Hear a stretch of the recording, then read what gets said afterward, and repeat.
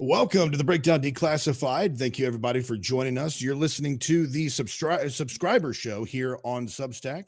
You can go to aaronbarker.substack.com if you're listening to the free preview, and you can sign up to get the premium content that we're offering over there. Very excited about that, building it. As you can see, Erica is not with me this evening. She's out of town. She will be back this Saturday, and also she will be back next Wednesday for the show, Lord willing. But I do have a guest, as always, here. We like to talk to people and open up some different topics. And I found this gentleman on Substack, like you said, fellow Substacker. So I've got Evan Wilkins with us here. He's known as the Paranormal Geek over on Substack. So good evening, Evan. How are you doing? Yeah, I'm good, Aaron. Thanks for having me here tonight. I'm excited to be here. Absolutely, absolutely. I came across your Substack a few weeks ago, and actually, it's been a little bit longer. And I was just like, you know what, I'm gonna contact this dude and see if he's willing to come on the show and talk. So do me a favor here.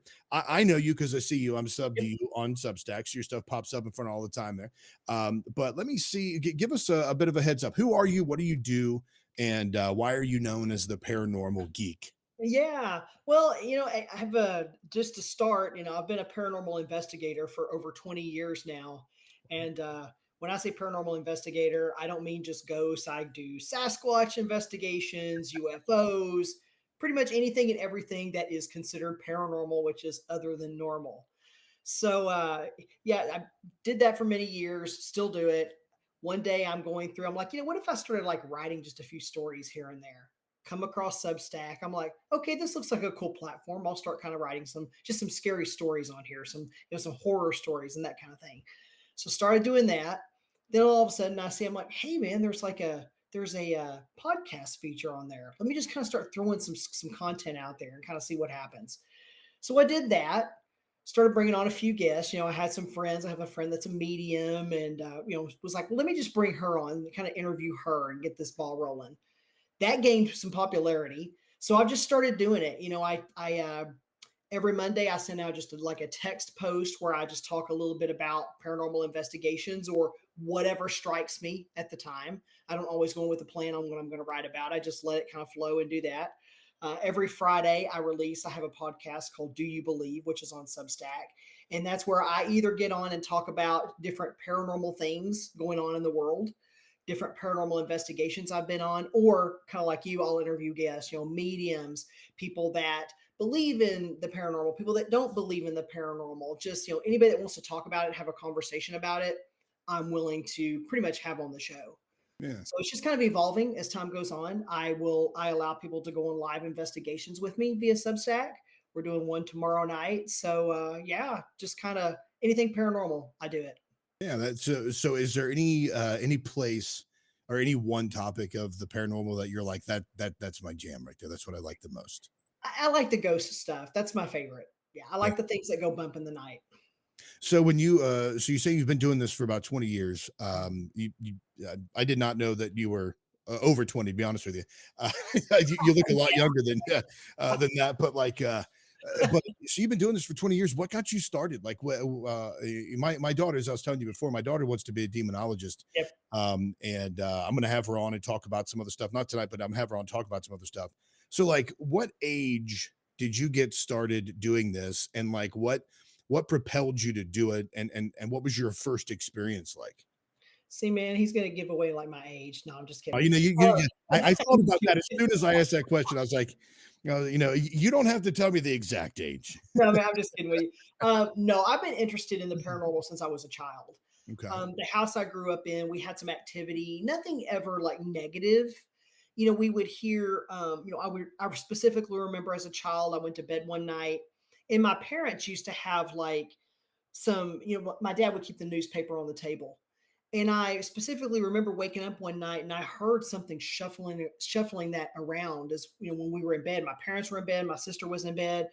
And when I got up the next morning, I was like, okay, I'm going to go out there and look because I know it's going to be spread all over the table. But it was stacked. But something I had heard was going through it, and we had other types of activity too in the house. That's just one instance.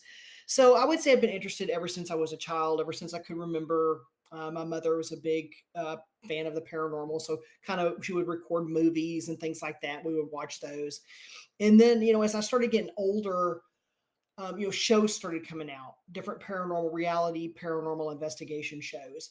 And I remember watching those and I was thinking one night, I was like, you know what? I could put one of those teams together and I could just get out and do that.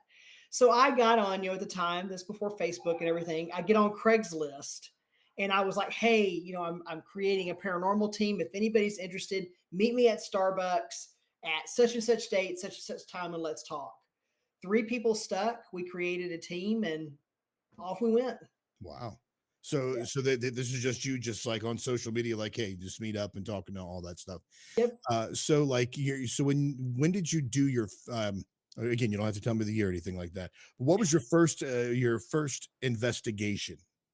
Yeah, it was probably around, I'm gonna say around 2005, which was about 20 years.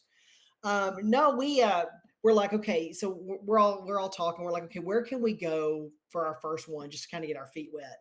And there was a small cemetery just right outside of town. This was in Austin, Texas. There's a suburb called Round Rock, and there's a small cemetery there. And we're like, what about that place? It looks sufficiently creepy. Let's see if we can get in there. So we started making some phone calls. We called the city because we wanted to get permission. So we called the city. They didn't own it, and they kind of pointed us in the direction to where we could find the private owner. We called the private owner. He was like, hey, I don't care if you go out there as much as you do. My only requirement is that you let me know if you get anything. Nice. That was a good So agreement. yeah, we just went out there. We called the police to let them know that we would be there. So nobody would call the police if they saw cameras flashing. And yeah, we just went out to that cemetery one night and just started taking pictures. Okay. Did you get Yeah, in? we did. Yeah, we This got, crack, you got something. yeah, we did. That's We awesome. did. So what'd you get? There was this kind of like what you would think of when you think of New Orleans, kind of like this. It's not an above the ground tomb, but it looked something like that. Yeah. And it was starting to crumble. And it came up to probably about my chest or so. And I say this because when we were looking through the pictures, like a couple days later, we saw what looked like a little girl standing there next to it. Wow. It looked like she had her hand on it, was kind of peeking around at us. No way. Yeah, it was really cool. That's so do you still have that stuff? Do you keep Yeah. all the stuff from all your investigations and I everything? don't have it from all. No, I did keep that one because it was such an impressive, what I felt like was just such an impressive picture. But yeah, I could share that with you if you'd like to see that. Yeah, I'm sure anything like that. I'm always game for that because you always have people always tell you that stuff. They're like, "Oh, I've got pictures," and then you ask them for pictures of video, and they're like, "Ah, I want to keep it private." Yeah, we haven't kept it for all because to be honest with you, some of this was before. I mean, some of this was just like on film cameras. I mean, we would Yeah. like take film and go get it, go get it developed. So some of it's on old fashioned film. Yeah, good old fashioned Yep. developed film there. I mean, I that might be a really good indication as well. If you ask somebody, if they're like, "Oh, I got proof, I got this, I got that." Oh, well, can I see it? Oh, well, I don't want to share that with anybody. Like, what do you mean you don't want to share it with anybody? You're telling me about it, I mean, like I want to see about it. Not that you're doing that, of course, but I mean, it's like maybe a good because there's a lot of people that just fake a lot of this crap out there. Oh yeah, yeah. Especially with AI, it kind of concerns me a little bit with the rise of AI because Yeah. even just right now on social media, I see so much stuff that is obviously just faked. Yeah, and it's like the boomer syndrome. You have that one person in your family that shares the cat doing karate with a kid, and they're like, "Oh my gosh, look at the skills of this cat," and you're like, "That's AI." Yep. But I mean, but I that's probably the biggest fear that a lot of folks have because it's so sophisticated now, and they've got so much stuff. Does it ever? So you watched a lot of these shows. My Mhm. my daughter and I kind of got her into this because I worked overnight on Friday nights and I would get home on Saturday mornings and she would get up and we would watch Bigfoot shows. Yep. So Expedition or Finding Bigfoot was the one we watched all the time. So we would watch a bunch of these and so she got hooked on Bigfoot and we would talk about that and developed our own theories and stuff. But a lot of these shows are manufactured. It seems like a lot of these shows, like they make a big hype, but there's not a lot of stuff. Why is it that why do you think that there's not getting as much evidence on these shows as some independent investigators would get? Well, I think it's kind of, I think you kind of hit the nail on the head a little bit by just talking about, some of these shows seem like they're kind of faked. I think for a lot it's the theatrics. I think, and I was